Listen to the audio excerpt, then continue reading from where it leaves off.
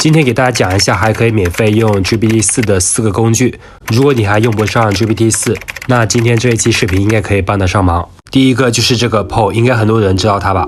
它这个里面集成了很多大模型，有 GPT-4， 有 Cloud， 有羊驼等等。那 GPT-4 的话，它每天可以有1次对话机会。有的人觉得每天1次够了，如果你嫌少的话，那就看下一个。第二个是这个 Perplexity AI， 它其实类似于一个浏览器，但确实比浏览器好用。那它哪里可以用 GPT-4 呢？就是这个地方。打开这个按钮，这个 Copilot 第5个版本它调用的就是 GPT-4， 那它这个每4个小时会有5次的对话机会，所以一天大概会有30次对话，那一般人是够用了。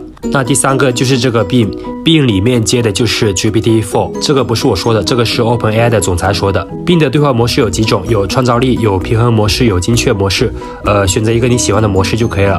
当然 Bing 也有个缺点，就是它的连续对话能力只有10，也就是说你问了10个问题之后，它的聊天记录就没了，不能像 GPT 那样一直追问。那如果要解决这个问题也很简单，就是用第4个工具 Skype 里面也接入了 Bing， 只要打开 Skype 网页版就可以了，然后点击这个新建聊天，搜索 Bing 就好了。它这个的好处就是你可以无限次数跟它聊，而且聊天记录不会被删除，而且字数也没有限制，所以也就相当于你可以无限使用 GPT-4。可能是 Skype 比较少人知道，所以现在还没有收费。